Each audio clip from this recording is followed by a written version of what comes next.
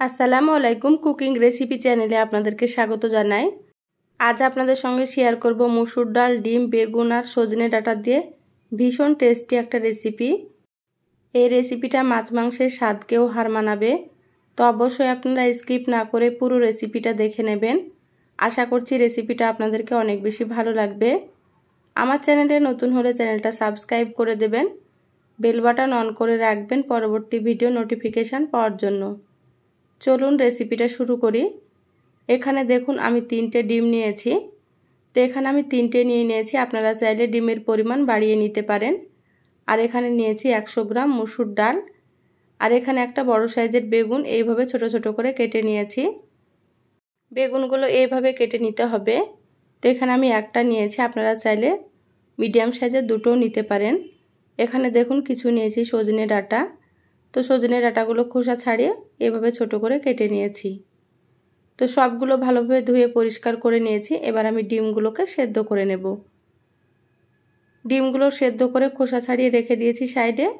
এবার gas on করে কড়াই দিয়ে দিচ্ছি এখানে 2 টেবিল চামচ সরষের তেল।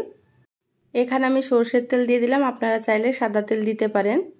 এবার এখানে দিয়ে দিচ্ছি সামান্য একটু হলুদের গুঁড়ো। এবার এখানে ডিমগুলো দিয়ে দিচ্ছি। তো ডিমগুলো আমি ভেজে নেব হালকা করে। ডিমগুলো খুব বেশি কড়া করে ভাজবো না, হালকা করে একটু ভেজে নিচ্ছি। ডিম কিন্তু হালকা করে ভাজলে খেতে অনেক বেশি ভালো লাগে। খুব বেশি ভাজলে ডিমগুলো শক্ত হয়ে যায়, খেতে ভালো লাগে না। তো সেই জন্য আমি হালকা করে ভেজে নেব। আপনারাও এইভাবে একবার ভেজে রান্না করে খেয়ে দেখবেন, খেতে কিন্তু খুব ভালো লাগে। দেখুন ডিমগুলো ভাজা হয়ে গিয়েছে, এবার আমি তুলে নিচ্ছি। আপনারাও এইভাবে ডিমগুলোকে ভেজে নেবেন। এবার আমি ওই তেলের মধ্যে দিয়ে দিচ্ছি এখানে কেটে রাখা বেগুনগুলো। তো বেগুনগুলো ভেজে নেব।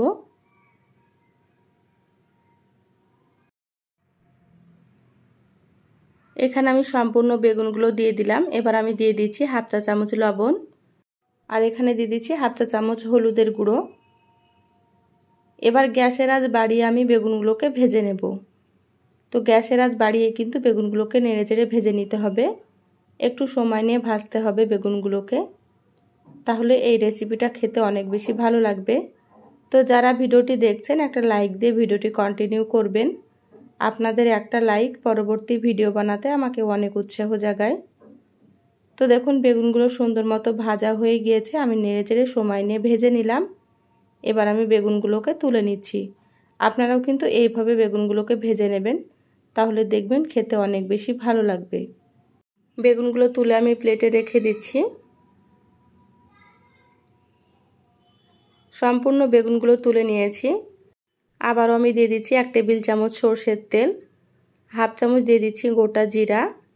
গোটা জিরার ফ্লেভারটা কিন্তু ভালো লাগে, তো যারা পছন্দ করবেন দিয়ে দেবেন, আর যারা পছন্দ করেন না স্কিপ করতে পারেন। এবার জিরাগুলো একটু নেড়েচেড়ে ভেজে নিলাম। এবার আমি এখানে দিয়ে দিচ্ছি পেঁয়াজ কুচি। তো এখানে দেখুন বড় সাইজের একটা পেঁয়াজ কুচি দিয়ে দিলাম। এবার পেঁয়াজগুলোকে হালকা নেড়েচেড়ে ভেজে নেব। আমার চ্যানেলে আরও অনেক রেসিপি আছে, চাইলে আপনারা আমার রেসিপিগুলো দেখে আসতে পারেন। কিছু রেসিপির লিংক আমি আই বাটনে দিয়ে দেব, আপনারা সেখান থেকেও দেখে নিতে পারেন। দেখবেন আমার রেসিপিগুলো আপনাদেরকে ভালো লাগবে। দেখুন পেঁয়াজগুলো এইভাবে ভেজে নিয়েছি। এবার আমি এখানে দিয়ে দিচ্ছি 1 চা চামচ আদা এবং রসুন বাটা। এই রেসিপিতে আদা রসুনের পরিমাণ খুব বেশি লাগবে না, সেজন্য এখানে আমি হাফ চামচ করে দিয়ে দিলাম। এবার আমি নেড়েচেড়ে একটু আদা রসুনটা ভেজে নিচ্ছি কাঁচা গন্ধ চলে যাওয়া পর্যন্ত। আর পেঁয়াজগুলো আপনারা এইভাবে হালকা করে ভেজে নেবেন, তাহলে এই রেসিপিটা খেতে খুব সুন্দর হয়।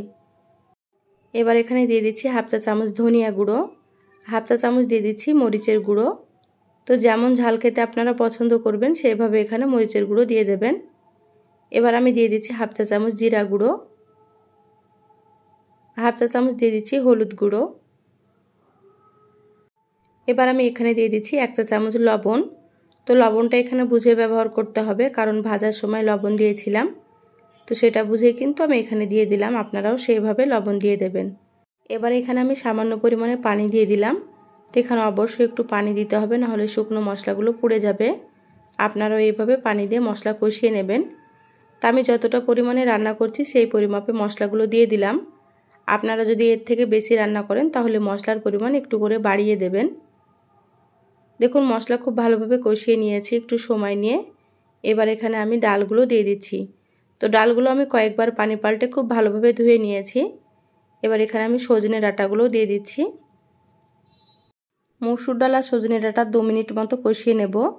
গ্যাসের আঁচ মিডিয়ামে রেখে আমি কষিয়ে নিচ্ছি।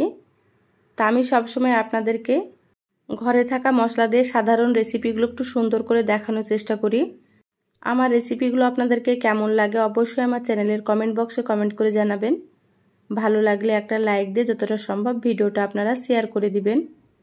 দেখুন কষানো হয়ে গিয়েছে। এবার এখানে আমি দিয়ে দিলাম পরিমাণ মতো পানি।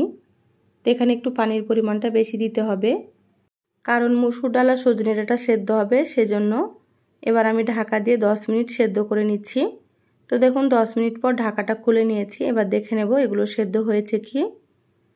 তো মসুর ডাল আর সজনে ডাঁটা খুব ভালো মতো সেদ্ধ হয়ে গিয়েছে। তো এইভাবে আপনারা একটু সেদ্ধ করে নেবেন। এবার আমি এখানে দিয়ে দিচ্ছি ভেজে রাখা বেগুনগুলো। বেগুনগুলো ডাল সেদ্ধ হওয়ার পরেই কিন্তু দিতে হবে, না হলে একেবারে গলে যাবে। এবার এখানে দেখুন ডিমগুলো দিয়ে দিচ্ছি। তো ডিমগুলো ছুরি দিয়ে এভাবে করে আমি একটু কেটে নিয়েছি। এইভাবে কেটে দিলে কিন্তু মশলা খুব ভালো মতো ডিমের ভেতরে ঢুকে যাবে। তা আপনারা এইভাবে একটু ছুরি দিয়ে কেটে দেবেন। এবার খুব ভালোভাবে একটু নেড়েচেড়ে নিচ্ছি। এই রেসিপিটা খেতে খুবই সুন্দর হয়। তা আপনারা এই গরমে একবার এই রেসিপিটা রান্না করে খেয়ে দেখবেন। বাড়ির সকলে কিন্তু এই রেসিপিটা খুবই পছন্দ করবে। ঢাকা দিয়ে আমি আরও 5 মিনিট রান্না করে নিচ্ছি। দেখুন 5 মিনিট পর ঢাকাটা খুলে নিলাম। ঝোলটাও কিন্তু অনেকটাই কমে গিয়েছে। এবার হালকা হাতে একটু নেড়েচেড়ে নিচ্ছি। বেগুনগুলো খুব সুন্দর সেদ্ধ হয়ে গিয়েছে। এইভাবে করে একটু রান্না করে নিতে হবে। এবার আমি এখানে দিয়ে দিচ্ছি 1/2 চা চামচ গরম মশলার গুঁড়ো। তো গরম মশলার গুঁড়োটা একটু নেড়েচেড়ে মিশিয়ে নেব। যারা আমার চ্যানেলে নতুন এসেছেন রেসিপিটা যদি আপনাদেরকে ভালো লাগে তো প্লিজ আমার চ্যানেলটা সাবস্ক্রাইব করে চ্যানেলের সাথেই থাকবেন। বেল বাটন অন করে রাখবেন, তাতে করে আমি যখনই ভিডিও আপলোড করব আপনারা সবার আগে নোটিফিকেশান পেয়ে যাবেন। দেখুন রান্না হয়ে গিয়েছে, গ্যাস বন্ধ করে দিলাম। ঢাকা দিয়ে 5 মিনিট রেখে তারপরে আপনাদেরকে আমি সার্ভ করে নিয়ে দেখাচ্ছি। দেখুন 5 মিনিট পর আমি প্লেটে ঢেলে নিয়েছি। আর কালারটা দেখুন কত সুন্দর হয়েছে। খেতে মাশাআল্লাহ খুবই সুন্দর হয়। তো গরমে এই রেসিপিটা একবার হলেও আপনারা রান্না করে খেয়ে দেখবেন। খেয়ে আমাকে কমেন্ট করে জানাবেন আপনাদের রেসিপিটা কেমন লেগেছে। আমি সবসময় আপনাদেরকে সহজ রেসিপিগুলো দেখানোর চেষ্টা করি। তো রেসিপিগুলো কেমন লাগে অবশ্যই চ্যানেলের কমেন্ট বক্সে কমেন্ট করে জানাবেন। ভালো লাগলে একটা লাইক দিয়ে যতটা সম্ভব ভিডিওটা শেয়ার করে দিবেন। সবাই অনেক বেশি ভালো থাকবেন, সুস্থ থাকবেন। দেখা হবে আবারও কোনো নতুন রেসিপিতে। ধন্যবাদ সবাইকে। আল্লাহ হাফেজ।